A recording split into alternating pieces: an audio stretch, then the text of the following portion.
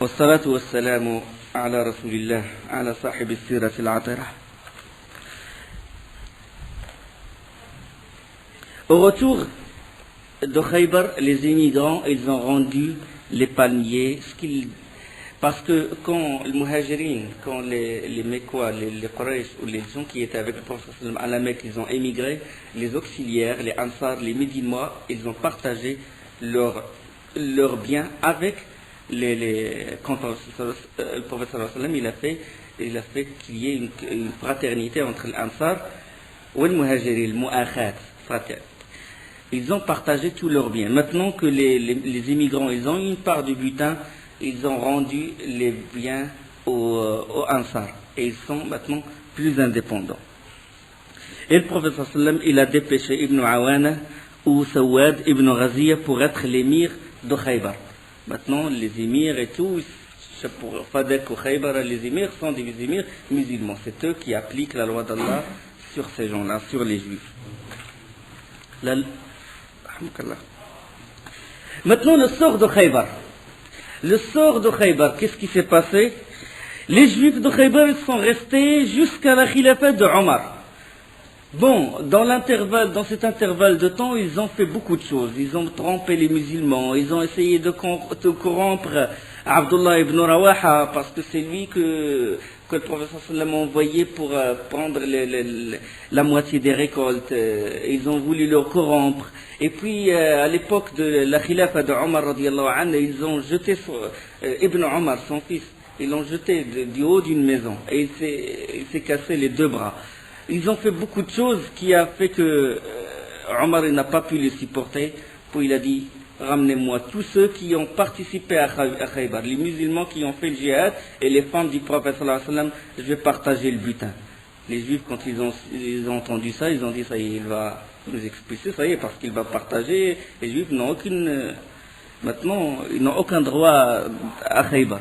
Et ils dépêchèrent leur président, il alla voir Omar radiallahu anhu, et Omar il a dit, écoute, tu crois qu'il m'est échappé ce que t'a dit l'envoyé d'Allah?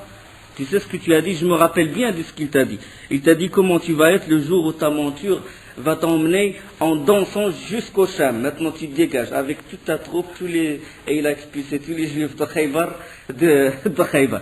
C'était Omar radiallahu anhu. Le hadith il est rapporté par le Bayhaqi et Abu Daoud. Donc, les leçons à retenir, il est autorisé de sortir le mois sacré pour combattre durant un mois non sacré, ou un mois où c'est autorisé de combattre. Le prophète sallam il est sorti de Médine pour combattre Khaybar. Le mois, c'était le mois de Muharram. Le mois de Muharram, c'est un mois sacré où il est interdit de combattre. Mais lui, il est sorti le mois de Muharram pour arriver à Khaybar le mois de Safar. Et le mois de Safar, il est autorisé de combattre. Donc il est autorisé de sortir en voyage, en expédition, durant un mois pour atteindre la destination du djihad durant un mois non sacré. Et il y a autre chose, c'est qu'on peut manger la nourriture des gens du livre. Et il y a autre chose aussi, si une armée est arrivée en retard avec l'intention de combattre, l'émir il a le droit de lui donner une part du butin. Et l'interdiction de la viande des ânes domestiques. Et l'interdiction de quoi encore? De zawaj al-mut'a, le mariage temporaire. On en a parlé la semaine dernière, que il y a un hadith, le prophète sallam l'a interdit jusqu'au jour dernier.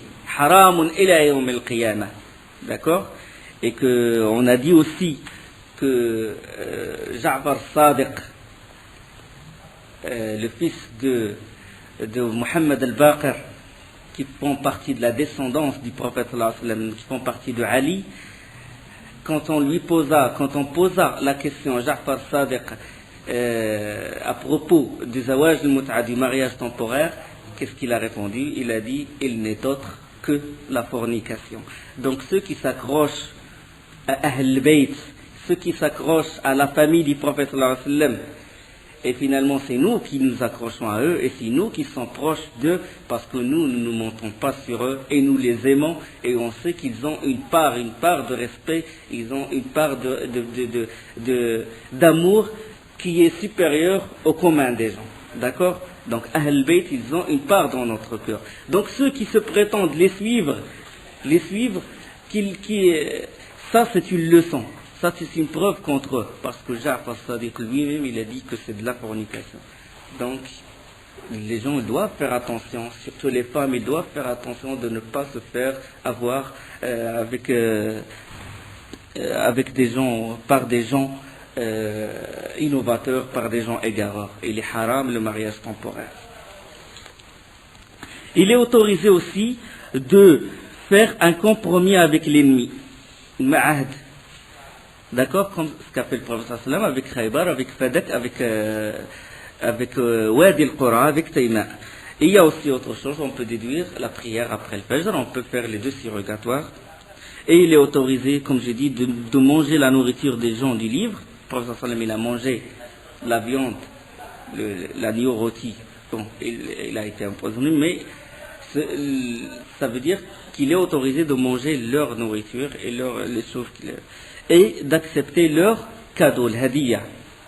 Parce que le prophète il a accepté l'agneau rôti. Donc il est permis d'accepter un cadeau venant d'un juif ou d'un chrétien. S'il n'y a pas derrière ça de la corruption ou autre chose. Et il est autorisé de se marier durant le voyage parce qu'il s'est marié et il s'est marié avec sa fille, radiyallahu anha. Et il y a autre chose aussi qu'on peut déduire, c'est que le prophète sallam, ils enseignaient, c'est un enseignant. Regardez ce qu'a dit Asma bint Umays, et quand il a répondu à Omar ibn Khattab, il a dit, il exhortait votre ignorant. Ça veut dire que le prophète sallam, il exhortait, il enseignait les ignorants. D'accord? C'est un enseignant. Et c'est le plus savant. Aïcha radiyallahu anha, il a dit quand Khaybar fut ouverte, on s'est dit, maintenant on peut manger à notre faim de date. Hadith rapporté par Al-Bukhari. Et il a dit, radiyallahu anha, la famille de Mohammed n'a jamais mangé à sa faim du pain de blé 3 nuits consécutives depuis son arrivée à Médine jusqu'à sa mort, jusqu'à la mort du prophète. Comment ils ont les épreuves qu'ils ont endurées. Parce que les épreuves, ils ont beaucoup d'effets sur le cœur, sur la personnalité de la personne, sur sa foi. Bon, après ça, maintenant le fief, cette aile a été cassée par le prophète sallam. Parce que les juifs, ils étaient à Khaybar et ils menaçaient beaucoup le prophète sallam. Après le prophète sallam, qu'est-ce qu'il a fait? Il a envoyé Abu Bakr à Bani Fazara.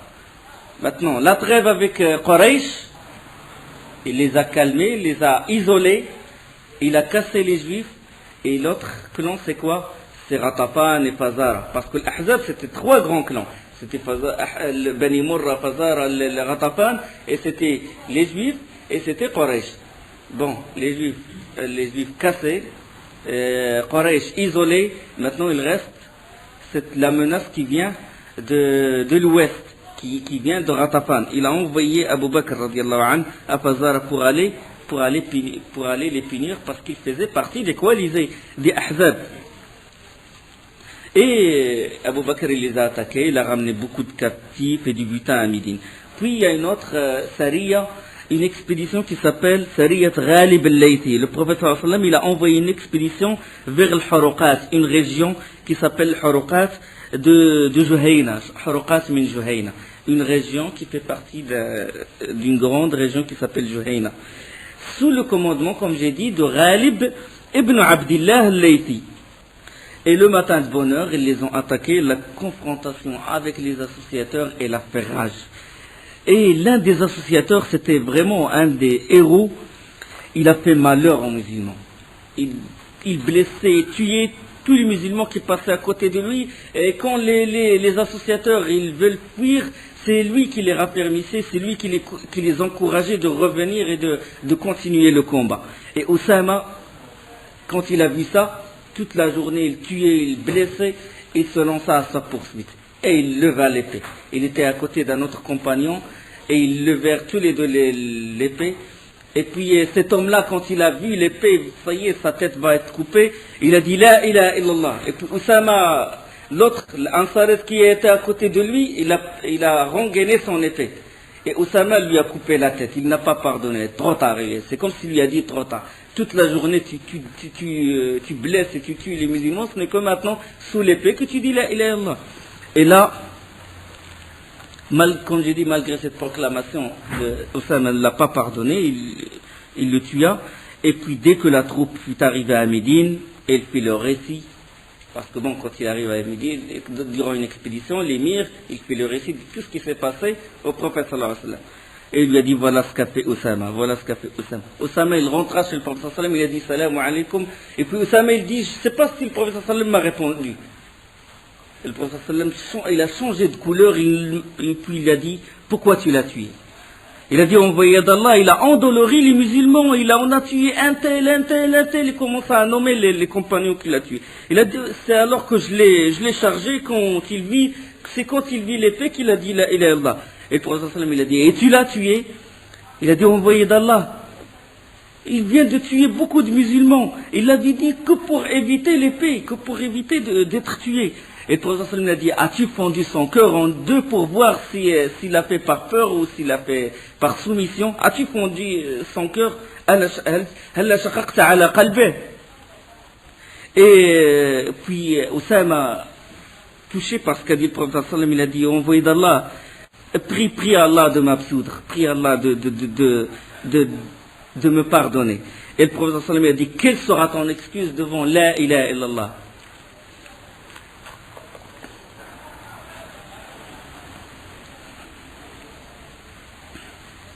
Et il nous cesse de...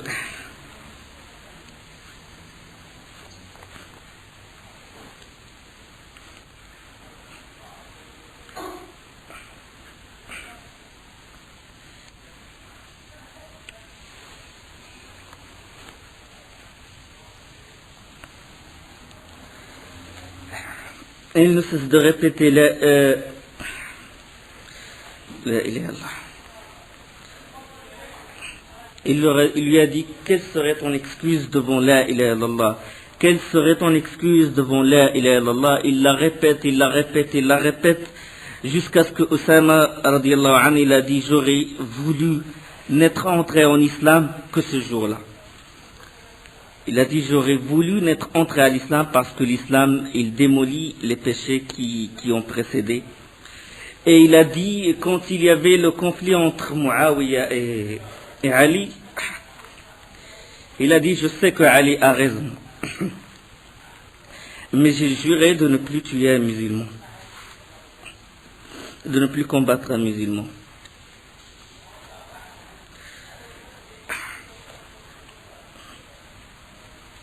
Donc c'est une leçon à retenir, de ne pas juger l'extérieur, de ne pas juger l'intérieur des gens, on juge l'extérieur. On ne juge pas les intentions des gens. On ne dit pas que telle personne, il est intérieurement, ou il a l'intention de faire ça, il n'aime pas ça, il haït ça. On ne parle pas de ce qui se passe à l'intérieur du cœur. On juge l'extérieur. On juge les actes. Donc, celui qui dit la ilaha illallah, du moment qu'il le dit, on juge l'extérieur. Il est musulman. Tant qu'il ne fait pas un acte de mécréance, tant qu'il ne fait pas un acte de mécréance, piétiner le Coran ou invoquer les morts, ou un acte extérieur qui confirme comme quoi la personne est tombée dans la mécréance. Sinon, on juge l'extérieur des gens. On juge l'extérieur. Et il y a une remarque à faire, c'est que le prophète sallallahu alayhi wa sallam, il n'a pas appliqué la loi du talion, c'est ce qu'on appelle qisas sur Oussama. Il n'a pas exigé de lui qu'il donne le prix du sang à la famille, parce que si un musulman il tue volontairement un musulman, il doit payer le prix du sang. Ça veut dire qu'il doit, ou bien on tue ce musulman parce qu'il a tué par la loi du talion, ou bien on prend ce qu'on appelle diya. Hein? il n'a pas pris, il a pas appliqué la loi du talion et il n'a pas donné le prix du rançon parce que le prix du sang parce que Oussama ibn Zayd, il a mal compris. Il a mal compris, il a dit que peut-être cette personne, il l'a fait juste parce qu'il a peur de l'épée. Al-Khattabi, rahimallah, il a dit que peut-être qu'il s'est trompé en se référant au verset فَلَمْ يَكُوا يَنْفَعُهُمْ إِيمَانُهُمْ لَمَّا رَأَوْا بَأْسَنَا. Leur foi ne leur est d'aucune utilité quand ils ont vu notre châtiment. Peut-être qu'il a mal interprété ce verset-là. Il a dit que sa foi, ça lui aura d'aucune utilité du moment qu'il a vu maintenant l'épée sur sa tête, etc. Donc, c'est l'un des obstacles de l'application de la loi. Une loi ne doit être appliquée que si on requiert toutes les conditions et tous les obstacles, elles sautent. Par exemple, si on veut couper la main d'un voleur, il faut que ce voleur soit conscient, il y a beaucoup de choses. Donc, il faut que la chose qu'il vole, il ne soit pas une chose qui est rudimentaire, qui n'a aucune valeur. On ne coupe pas la main d'une personne parce qu'il a vendu quelque chose qui coûte 100 francs, 50 ou 200, on ne la coupe pas. Parce que c'est un obstacle à l'application de la loi. Hein? Aïcha, radiyallahu anha, il dit, le professeur, les compagnons ne coupaient pas pour les choses qui insignifiantes. Il y a autre chose, la famine. C'est que si le pays vit dans la sécheresse, on a vu quelqu'un voler, d'accord, la loi elle est là, elle doit s'appliquer. Mais il y a un obstacle à la loi, c'est quoi? C'est la famine. Donc c'est ce qu'on appelle shurut wal mawani'. D'accord? Omar ibn Khattab, quand il a vu à son époque, il y avait le Aam al-Ramada, quand il y avait la sécheresse, c'est qu'il a vu des gens voler, ils ont voulu voler une bête, se passer un chameau, il n'a pas appliqué, il leur a pas coupé la main, parce que c'était la famine. Et Omar ibn Khattab, il a fait quoi? Il a appliqué la loi d'Allah. La loi d'Allah, il veut dire que tu ne coupes pas, parce qu'il y a un obstacle à cette application. D'accord? Donc, le prophète sallallahu alayhi wa sallam, il a pardonné Oussama, il ne l'a pas tué en raison de la mort de cette personne-là. Pourquoi? Parce qu'il a mal compris, il a fait ce qu'on appelle ta'wil. Et le ta'wil, c'est un obstacle à l'application du... Il a mal compris. D'accord? Et puis il y avait Sariyat Ghalib al-Laythi vers Ben al-Malouh. Le prophète sallallahu alayhi wa sallam, il a envoyé une expédition sous le commandement de Ghalib al-Laythi. On est toujours dans l'année, maintenant on est dans l'année 7 de l'Hégire. À Ben al-Malouh, dans une région qui s'appelle Kadid. Et ils arrivèrent à un endroit qui est près de Médine, qui s'appelle Qudayd. Là, qu'est-ce qu'ils ont fait? Ils trouvèrent un homme qui s'appelle Harith ibn Malik, et ils l'ont pris. Et il leur dit, je suis venu en tant que musulman. Et Ghalib al-Laythi, l'émir de cette expédition, il a dit, si tu es musulman, la garde d'une nuit et d'une journée dans le sentier d'Allah ne te fera aucun mal. Tu es musulman, tu vas nous aider. Et il a demandé à un homme qui était noir, à être avec lui. C'est-à-dire, il lui a dit, surveille-le. S'il dispute avec toi, tu peux le tuer. Il veut s'assurer que c'est un vrai musulman. Et puis ils s'avancèrent jusqu'à arriver au bas de Al-Qadid, la région. Et puis ils envoyèrent Jundub ibn Makit al-Juhani. Durant cette expédition de Ghalib al-Laythi, l'émir, il a envoyé l'un des compagnons qui s'appelle Jundub ibn Malik al-Juhani. Comme éclaireur. Il a voulu s'attaquer à Bani al-Malouh, s'attaquer à ces gens-là, mais avant, l'émir, il a envoyé un des compagnons comme éclaireur, pour scruter les lieux, parce que ces gens-là, ils attendaient une expédition. Ça veut dire, ils savaient qu'ils vont être punis par le prophète sallallahu alayhi wa sallam. Tous les tribus maintenant, ils s'attendaient à la punition du prophète sallallahu alayhi wa sallam. Tous ceux qui ont participé à l'Ahzab, etc. Donc, avant que toute l'expédition, que toute la troupe, il se peut qu'il tombe dans une embuscade, donc il a envoyé cet éclaireur-là. Cet éclaireur, il a monté une colline. Et juste derrière la colline, il y avait les gens de cette cité, de Bani al-Malouh. Juste au pied de la colline, près de lui. Et c'était au coucher du soleil. Et lui, il s'est blotti comme ça, il s'est mis par terre. Et puis, il regardait l'un des hommes, l'un des gardiens. Il les regardait. Et puis la personne le regarde comme ça, puis il a dit, lui, Jundub, radiallahu anhu, ils entendaient ce que disait l'homme, tellement ils étaient proches. Il a été surpris de les voir juste en bas, derrière la colline. Et puis l'homme, il a dit, cette silhouette, je ne l'ai pas vue ce matin. Il parlait à sa femme, il y avait sa femme à côté de lui. Et puis il a dit, est-ce que l'un de tes chiens, est-ce que l'un des chiens, il a pris un de tes sacs, ou il a pris quelque chose qui nous appartient, il l'a traîné jusque là-bas. Il a vu, il a cru que c'est un chien. Et puis la femme, il est rentré, il a dit, non, il y a rien qui manque. Et puis il a dit, ramène-moi ma flèche et ramène-moi mon arc. La personne, il le regarde comme ça, il ne peut pas bouger, parce que s'il bouge, c'est une menace pour ses frères qui sont juste derrière. Donc lui, il est comme une statue, comme ça, il entend ce qu'il dit. Et puis la femme, elle ramena la flèche, ramena l'arc, et puis il l'a visé. Et il le frappa, il le toucha à l'épaule. Et Jundub, radiallahu anhu, il a reçu le coup, mais malgré ça, il n'a pas bougé. Et discrètement comme ça, il enleva la flèche de son épaule. Et il resta comme ça. Et puis la personne le regarde, rien n'a bougé, puis il dit, ramène-moi une autre flèche. La hawla wa la quwwata illa billah, qu'est-ce qu'il fait maintenant? Deuxième coup, il a reçu la flèche et il est resté comme un marbre, il n'a pas réagi. Subhanallah, la patience des compagnons, comment ils endurent une flèche qui le transperce l'épaule et malgré ça, pourquoi?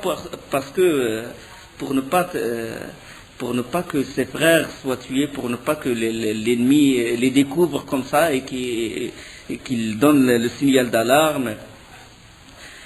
Il a supporté. Puis la personne l'a dit à sa femme, il a dit, si c'est un être vivant, je ne l'ai pas raté. Je n'ai pas raté ma cible. Donc c'est sûrement quelque chose d'inerte. Et puis il est rentré dans son camp. Et puis Jundub radiallahu anhu, il alla directement vers l'émir et il lui a fait le récit de ce qui s'est passé, qu'ils sont juste derrière, et puis ils ont attendu, les compagnons ont attendu jusqu'à la nuit et ils les attaquèrent. Ils les tuèrent quelques-uns et prirent le bétail. Et ceux qui ont pris la fuite, le groupe qui a pris la fuite, ils ont crié au secours, au secours, au secours, et puis toute la tribu s'est soulevée. Tous ils ont pris leurs armes, et ils sont mis à la poursuite de Ghalib al-Laythi, de Jundub et des compagnons du prophète sallallahu alayhi wa sallam. Ils sont mis à la poursuite pour les rattraper, pour récupérer leur bétail et le butin qu'ils ont pris. Et les compagnons, ils n'étaient pas nombreux, et en plus le bétail, ils les retardaient. Les vaches, ils les retardaient. Donc, comment ils doivent faire? Les autres, ils sont lancés à leur poursuite, nombreux, avec leurs armes. Les compagnons, leur bétail, les retardaient, ils traînaient le butin qui est lourd. Et puis Allah subhanahu wa ta'ala, il a fait pleuvoir. Il a fait pleuvoir des torrents de pluie. Et l'eau, il a coulé sur un lit, et puis il a séparé entre les gens de Bani al-Malouh, de Kadid, les ennemis, et les compagnons du prophète sallallahu alayhi wa sallam. Il y a tout un wad, un fleuve entre eux. Et subhanallah, ils ont échappé. Il a dit, on traîne le bétail tranquillement, et eux, ils le regardaient comme ça, ils ne peuvent rien faire. Ils ont ramené tout ça au prophète sallallahu alayhi wa sallam. Le hadith, il est rapporté par Ahmed et Abu Daoud al-Haythami Tabarani. Et puis le prophète sallallahu alayhi wa sallam, il a envoyé encore une autre expédition. Maintenant, les punitions, les compagnons retrouvèrent la force. Et le prophète sallallahu alayhi wa sallam, maintenant, il punit tous ceux qui ont participé à l'Ahzab. Et arrivé à une plaine, c'est une expédition qu'a envoyé le prophète sallallahu alayhi wa sallam, arrivé à la plaine de Idam, ils rencontrèrent un homme qui s'appelle Amir ibn al-Adba. Amir ibn al-Adbat al-Ashja'i. Et il était sur sa monture. Il leur a fait salam, tahiyyat salam, il a dit salam alaykum. Et puis il y avait un homme parmi les compagnons qui avait des dissensions avec cet homme-là. Il y avait de la haine, etc. Et puis cet homme-là, il s'est mis, il a chargé Amir ibn al-Adbat et il l'a tué. Bien qu'il ait dit salam alaykum. Il l'a tué, et puis il a pris sa monture et il a pris ses affaires. Il a dit il y avait des problèmes entre moi et lui, des problèmes de tribaux, des problèmes anciens. et il l'a tué bien qu'il l'ait dit Assalamu alaikum. Et quand le prophète sallallahu alayhi wa sallam il fut informé de ceci, Allah lui révéla يا أيها الذين آمنوا إذا ضربتم في سبيل الله فتبينوا ولا تقولوا لمن ألقى إليكم السلام أو ولا تقولوا لمن ألقى إليكم السلام لست مؤمنا تريد عرض الدنيا والله عنده مغانم كثيرة. Allah subhanahu wa ta'ala révèle au prophète sallam: ô les croyants, lorsque vous sortez pour lutter dans le sentier d'Allah, enquérez-vous avec soin et ne dites pas à celui qui vous lance la paix: tu n'es pas un croyant. Convoitant les biens de la vie d'ici-bas, or c'est auprès d'Allah qu'il y a beaucoup de butin. Ainsi étiez-vous naguère, puis Allah vous a accordé sa grâce. Enquérez-vous donc avec soin. Allah est certes parfaitement connaisseur de ce que vous faites. C'est-à-dire, soyez clair, il faut être clairvoyant. Il faut être sûr. Une personne vous a dit salam, ça y est, vous ne devez pas le tuer. Donc Allah subhanahu wa ta'ala révèle ce verset-là pour condamner l'action de cet homme-là qui s'appelle Mahlam ibn Juthama. Donc le hadith il est rapporté par Ahmed et par Ibn Hisham dans sa sira. Et le Bukhari il rapporte que selon Ibn Abbas que la troupe que c'était une troupe de musulmans qui ont rencontré un homme avec un troupeau de moutons qui il leur a dit salam mais ils n'ont pas pardonné, ils l'ont tué, ils ont pris son troupeau. Et selon d'autres versions, c'est le Miqdad qui a tué cet homme-là. Donc, ça concernant cette sariya. Et puis après, il y a eu ce qu'on appelle Ghazwat Zat al-Riqa'. Le prophète sallam est allé lui-même dans cette expédition. Ghazwat Zat al-Riqa'. Vers les Bani Ta'laba, de Ghatafan. Toujours Ghatafan. Il faut casser cette Ghatafan et son fou obéi qui est Uyayna ibn Hasn. Qu'à chaque fois il vient pour aider les ennemis d'Allah contre le prophète sallallahu alayhi wa sallam. Donc je dis que cette ghazwa il a eu lieu après Khaybar selon le Bukhari, Ibn Kathir, Ibn Hajar, Ibn al-Qayyim dans Zad al-Ma'ad. Donc cette expédition, cette ghazwa a eu lieu après Khaybar. Les Bani Muharib, comme j'ai dit, ils ont essayé de se préparer pour combattre le prophète sallam. Le prophète sallam, il a eu la nouvelle que ces gens-là, qui se trouvent dans Bani Ta'laba, ils s'apprêtaient à combattre le prophète sallam. Et lui-même, il a dit, c'est nous qui vont les combattre, c'est nous qui vont les attaquer. On ne va pas les attendre jusqu'à venir nous combattre. Et pourquoi il fut appelé Zat al-Riqa'? Vous savez ce que ça veut dire, al-Riqa'? Al-Riqa', c'est, Raqa'a, ça veut dire rapiécer, raccommoder. Rapiécer, ruqa' dans le tissu. Riqa', on appelle ça riqa'. Abu Musa al-Ash'ari, Abu Musa qui est venu de l'Abyssinie.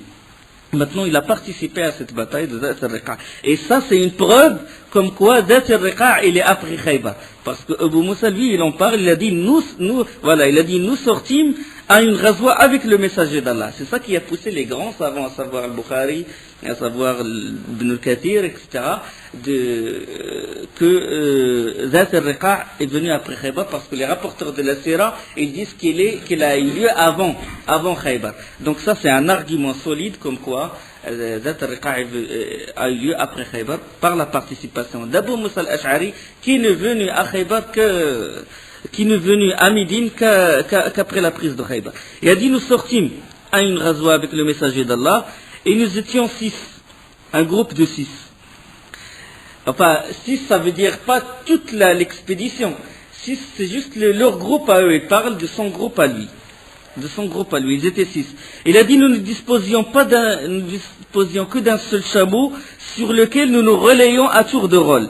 Allah il a voulu que dans cette ghazwa, ils n'ont pas emmené beaucoup de montures. Donc ils se relayaient sur un seul chameau.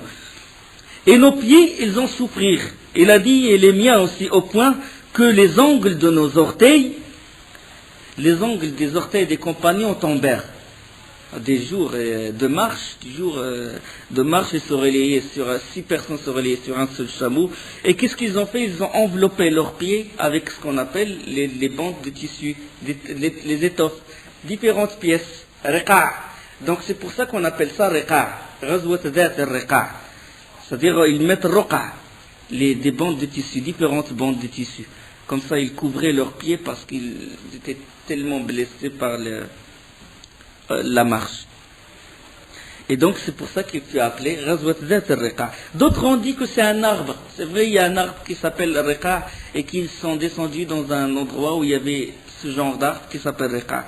Et d'autres, ils ont dit qu'ils ont rapiécé leurs drapeaux. Que les drapeaux, ils ont été déchirés, ils les ont rapiécés, c'est pour ça qu'on l'appelle. D'autres ont dit que la terre qu'ils ont attaquée, elle est formée d'endroits de différentes couleurs. Et c'est comme s'il les rapiéçait. Donc les savants, ça a différentes causes. Ibn Hajar, il a dit, ils peuvent, tout ça ça veut dire que le fait, il se peut qu'ils ils ont entouré leurs pieds de Riqa', et en même temps, il se peut qu'ils ont en même temps trouvé des arbres qui s'appellent Riqa'. Et au cours de cette bataille, qu'est-ce qu'il y a eu? Il y a eu une tentative, des gens, ils ont tenté de tuer le prophète sallam, ils ont profité de l'occasion, les Bani Tha'laba, ils ont profité de l'occasion, le prophète sallam, il dormait, il accrochait à une épée sur un arbre, et puis un homme qui s'appelle Ghawras ibn al-Haris, il prit l'épée et il dit au prophète sallam, qui te protégera contre moi? Et le prophète sallam lui a dit, Allah, le puissant, le glorifié, Allah Azza wa Jal. Et quand il a dit Allah, l'épée, il tomba de la main de cette personne, et le prophète sallam a récupéré son épée, et il a dit à cet homme-là, à l'associateur, qui te protégera contre moi? Et là, l'homme, il a dit au prophète sallam, sois indulgent, et puis le prophète sallam a dit, tu témoignes, la ilaha illallah? Il a dit non, mais je m'engage à ne plus jamais te combattre. Et il a rejoint ses autres associateurs, ses compagnons. Il a dit, je vous ai venu du meilleur des hommes. Hadith, il est rapporté par Al-Bukhari, 4136 et Muslim. Donc il y avait un événement qui est pareil à ça. On en a parlé au début de la Sira. Ghazwat Di Amr, je crois que c'est ça. Ghazwat Di Amr. Maintenant, est-ce que cette version est daïf, c'est-à-dire est faible, Allahu A'lam, mais je crois que l'un des grands savants, Ibn Hajar, il a dit, il se peut que la même histoire s'est passée deux fois. Il se peut que cette histoire-là, où l'homme, il a pris l'épée du prophète sallam, il a dit qu'il te protège, il s'est répété. Donc, elle s'est passée dans la bataille de Di Amr et dans la bataille de Zat al-Riqa'. Mais ça, c'est un hadith authentique, le Bukhari.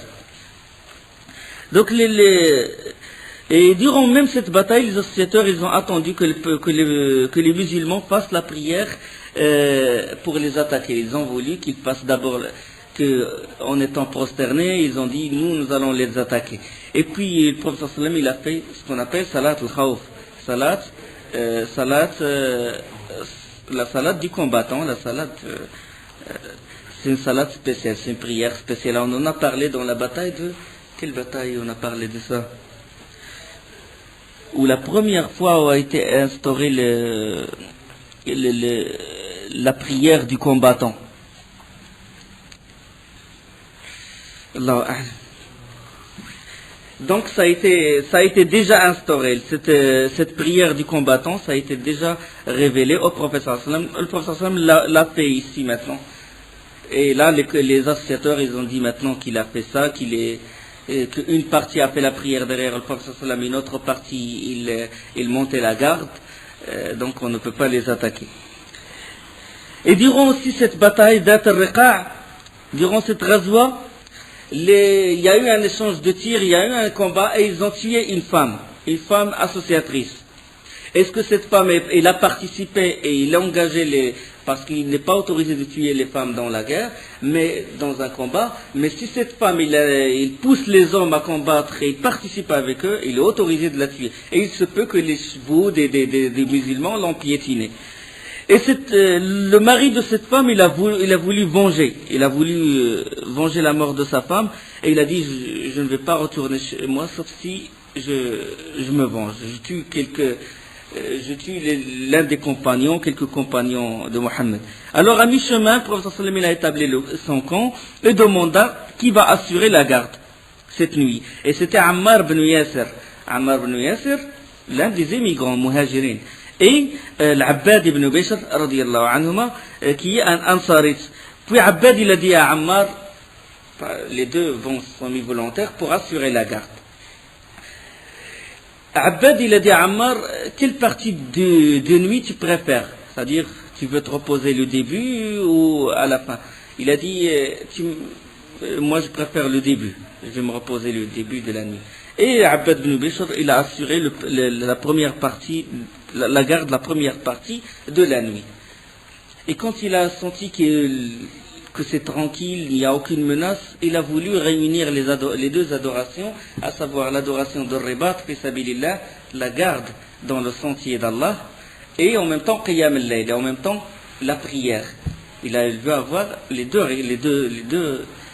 récompenses de ces deux grandes adorations. Le prophète quand il dit Ribat yawmin wa layla khayrun min siyami shahrin wa qiyamih wa in mata fihi jara alayhi amaluhu alladhi kana ya'mal wa ujriya alayhi rizquhu wa amina al-fattan wa ujriya alayhi rizquhu wa amina al-fattan. Hadith est rapporté par Muslim. Monter la garde dans le sentier d'Allah en une jour et une nuit vaut mieux que de jeûner un mois et d'en veiller toutes les nuits à adorer Allah. Et si on meurt durant sa garde, on reçoit le salaire de ce qu'on faisait et on obtient la subsistance promise aux martyrs. Et on est à l'abri du fattan. Ça veut dire les anges qui posent la question à la personne dans sa tombe. Il est à l'abri, celui qui fait ribat fi sabilillah, qui monte la garde pour défendre ses frères dans le jihad, avec son épée ou avec son fusil ou avec son char, ou fi sabilillah, il a cette grande récompense. Donc lui, il a voulu réunir les deux. Et puis l'associateur, il est arrivé. Il a vu la personne, et puis il a pris son arc, une flèche, et puis il l'a tiré. Et il a atteint Abbad ibn Bishr radiyallahu anhu. Et il a continué sa prière. Et il l'a tiré une deuxième fois. Et il l'a atteint. Et il a continué sa prière, subhanallah. Et ce n'est qu'à la troisième fois qu'il a réveillé son compagnon. Il a réveillé Ammar ibn Yasir. Quand le sang il coulait, il était toujours debout quand il a reçu le coup quand il a été blessé. Et puis il a fait recours à sujoud, il a terminé vite sa prière et il réveilla Ammar ibn Yasir. Puis Ammar ibn Yasir il dit subhanallah, pourquoi ne m'as-tu pas réveillé dès le début? Il a vu l'état où il est, plein de sang. Il a dit j'étais en train de lire une sourate et je n'ai pas voulu l'interrompre. Il a dit par Allah, si ce n'était pas par peur de l'ennemi ou que l'ennemi n'attaque le prophète sallallahu alayhi wa sallam, j'aurais continué jusqu'à ce qu'il interrompe mon âme avant que j'interrompe la lecture. Subhanallah, comment il a été touché par la parole d'Allah, comment la parole d'Allah il a eu un effet sur les gens, sur les compagnons radiyallahu anhum. Le hadith il est rapporté par Ahmed selon Jabir. Là, quand durant cette bataille, il y avait une histoire, une anecdote. C'est l'histoire du chameau de Jabir, radiyallahu anhu. Cette histoire, c'est quoi? C'est que durant cette razzwa, Jabir était sur un chameau. Et le chameau, il est épuisé, maigre. Et il retardait toute la troupe. Tout le monde le dépassait et lui, il reste toujours derrière. Puis le prophète sallallahu alayhi wa sallam, quand il a vu comme ça, il allait le voir, il a dit qu'est-ce qui se passe? Qu'est-ce qui t'arrive, Jabir? Il a dit, envoyé d'Allah, mon chameau me retarde et il se fatigue très vite. Et le prophète sallallahu alayhi wa sallam, il a dit, fais-le s'agenouiller. Il l'a fait agenouiller, puis il a pris un bâton comme ça, pointu, il donna quelques coups, des piqûres au chameau. Il dit, monte ton chameau. Et Jabir il a dit, par celui qui a donné à son envoyé le message de vérité, mon chameau s'est mis à dépasser tout le monde, que je suis obligé à chaque fois de le ralentir pour pouvoir converser calmement avec le prophète sallallahu alayhi wa sallam. Il est arrivé jusqu'au prophète sallallahu alayhi wa sallam qui est devant tout le cortège et il est obligé à chaque fois de retarder son chameau. Puis le prophète sallallahu alayhi wa sallam lui a dit, veux-tu me vendre ton chameau? Il a dit, il est à toi, envoyé d'Allah. Il est à toi, je te l'offre. Le prophète sallallahu alayhi wa sallam dit, non, vends-le-moi. Et quand Jabir il a su que le prophète sallallahu alayhi wa sallam a voulu marchander avec lui, il lui a dit, propose un prix. Il a dit, je le prendrai pour 1 dirham. Il a dit, non, envoyé d'Allah. Soit tu le prends, soit parce que c'est trop peu me donner un dirham pour un chameau pareil, c'est trop peu me donner. Et le professeur lui dit 2 dirhams. Non, non. Et puis, le professeur à chaque fois, il ajoute, jusqu'à arriver à ce qu'on appelle Oqiya, à peu près 40 dirhams. Il continue à augmenter jusqu'à 40 dirhams. Il a dit j'accepte. Il a dit je le prends. Le professeur a dit je le prends. Le bay' au shira'. Que les deux, le vendeur et l'acheteur, il accepte. Et puis le professeur sallam a dit Jabir, es-tu marié? Il a dit oui. Il a dit est-ce une femme qui avait déjà été mariée ou une femme vierge? Il a dit une qui avait été déjà mariée. Il a dit pourquoi pas une jeune fille avec qui tu joueras, qui jouera avec toi? Il a dit envoyé d'Allah, mon père a été tué le jour de Uhud. On sait que son père, Jabir ibn Abdillah ibn Haram, qui a participé à la bataille de Uhud, il a été tué. Il a dit il m'a laissé 7 filles. Il m'a laissé 7 filles, de sorte que j'ai épousé une femme maternelle qui veuille les rassembler autour d'elle, coiffer leur chevelure et répondre à leurs besoins. Il a dit, j'ai préféré une femme qui soit mûre, une femme qui soit maternelle. Et puis arrivé à Médine, Jabir prit le chameau et le fit agenouiller près de la porte du prophète sallallahu alayhi wa sallam. Ça y est, maintenant, l'acte a été fait, la vente et l'achat. Le prophète sallallahu alayhi wa sallam a dit j'accepte, Jabir a dit j'accepte, et il a fait agenouiller le chameau près de la porte du prophète sallallahu alayhi wa sallam. Et le prophète sallallahu alayhi wa sallam, il demande à Bilal. Il a dit viens. Et il a dit pèse pour lui uqiyat dhahab, ça veut dire 40 dirhams à peu près.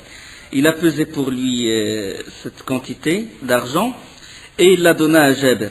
Et quand Jabir s'est apprêté de revenir chez lui, puis le prophète sallam l'appela. Il le rappela, il a dit viens.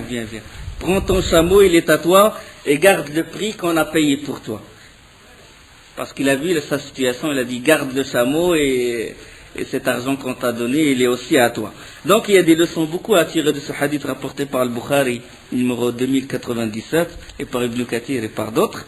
C'est qu'il est autorisé de marchander. Il est autorisé de faire le musawama, augmenter, baisser les prix, etc.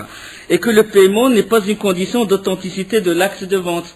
Parce que le prophète sallam n'a pas payé. Quand il a marchandé le prix du chameau, il n'a pas payé. Mais Jabir, il a ramené le chameau jusqu'au prophète sallam. Ça y est, l'acte a été fait. Hein, d'accord. L'une des conditions, c'est que tu vends la chose que tu possèdes. Tu ne vends pas quelque chose que quelqu'un d'autre possède. Là, c'est une des conditions du truc. Et que l'émir doit toujours veiller sur sa troupe. Il doit les aider, il doit voir leur état. Regarde, quand Jabir il a retardé tout la troupe, l'expédition, le prophète sallam est allé le voir, qu'est-ce qui se passe? Et il y a autre chose qu'il est autorisé de piquer la bête pour la pousser à marcher. Il y a aussi le respect de son émir, il y a aussi autorisé d'ajouter au prix si le vendeur l'accepte. Par exemple, si on est convenu pour quelque chose, il a dit je t'ai vendu quelque chose, ou tu m'as vendu quelque chose, et que je t'ai payé, il est autorisé que j'ajoute à ce prix-là. D'accord? Ça ne fait pas partie de riba. Mais il faut que la personne qui achète accepte. Et il ne faut pas qu'il y ait derrière ça l'intention de corrompre la personne. D'accord? Comme le prophète sallam, il a acheté avec 40 dirhams uqiyya, mais il a ajouté, il a dit à Bilal, ajoute un peu dans le poids de l'or. D'accord? Il est autorisé de faire ça. Et aussi le mérite de Jabir qui a accepté de vendre le chameau, bien qu'il en ait besoin. Et il y a aussi le miracle du prophète sallallahu alayhi wa sallam. Il a suffi qu'il touche le chameau, même s'il soit vieux et dans un état lamentable, c'est un miracle. Et il y a aussi la procuration, ce qu'il a fait, la procuration à Bilal. Subhanakallahumma bihamdik, ashhadu an la ilaha illa anta, astaghfiruka wa atubu ilayk. Et la prochaine fois, on va parler de Umrat al-Qada, ou Umrat al-Qadiyya, ou Umrat al-Sulh. La Umrat de la compensation, parce que la semaine prochaine, Inch'Allah, si on est vivant, un an déjà s'est écoulé, l'année 7 de l'Hijra, Dhul Qa'da, le prophète sallam, il a fait l'Umrah.